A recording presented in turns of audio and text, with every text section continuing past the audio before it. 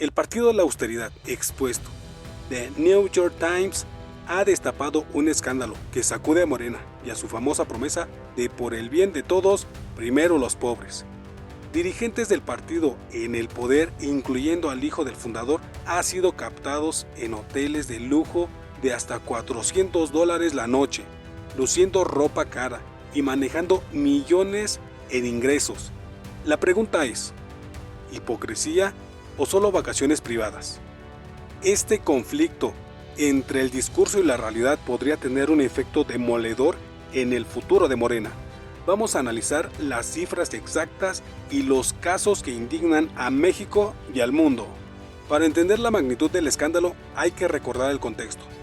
Morena se fundó y ganó el poder en el 2018 y 2024, en gran parte gracias a una plataforma basada en la austeridad república y el combate frontal a la corrupción de las clases políticas anteriores. Precisamente la indignación ante la opulencia y la corrupción fue lo que impulsó al partido. Sin embargo, el New York Times detalla que los últimos meses estuvieron plagados de imágenes que telegrafiaban opulencia, creando una tormenta de frustración entre los propios simpatizantes. De hecho, la situación es tan crítica que apenas en mayo el partido se vio forzado a endurecer sus directrices éticas, diciendo que mostrar signos de ostentación material como joyería, ropa de marcas exclusivas, propiedades o turismo de lujo iba contra sus principios. A pesar de esto, las exhibiciones continuaron, haciendo el conflicto aún más grave. El reportaje del New York Times se centra en varios líderes prometientes del partido, usando cifras que demuestran una desconexión abismal con el mexicano promedio. Vamos a repasar los 3 casos más notorios. El escándalo más sonado es el de Andrés Manuel López Beltrán, hijo del fundador del partido. Fue visto en un lujoso hotel de Tokio, y lo peor no es el viaje, sino el costo. El hotel costaba $400 la noche. Un medio local, citando un recibo, informó que llegó a gastar casi $2,600 en el restaurante del hotel. Aquí está el dato que impacta. El artículo señala que el hogar mexicano promedio gana aproximadamente $1,400 al mes. Es decir, López Beltrán gastó en una comida el doble del ingreso mensual de una familia mexicana. Esto genera una pregunta inevitable. ¿De dónde sale ese dinero? ¿Y por qué el derroche choca con el discurso de la Cuarta Transformación? El senador Adán Augusto López Hernández también fue exhibido. Se reveló que recibió casi $4.3 millones en ingresos pasivos en 2023 y 2024.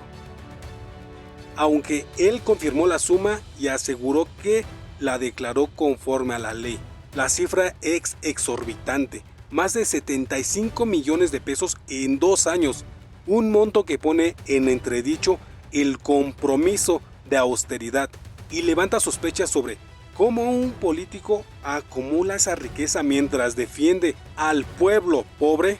También el escrutinio cayó sobre el senador Gerardo Fernández Noroña. Muchos votantes se sorprendieron al enterarse de que Noroña tenía 2 coches y una casa, con un valor estimado de $650,000. Esto es más de 11 millones de pesos, una suma que los críticos calificaron de exorbitante para un legislador que gana aproximadamente $98,000 de salario anual. La indignación fue tan fuerte que la presidenta Claudia Sheinbaum tuvo que intervenir.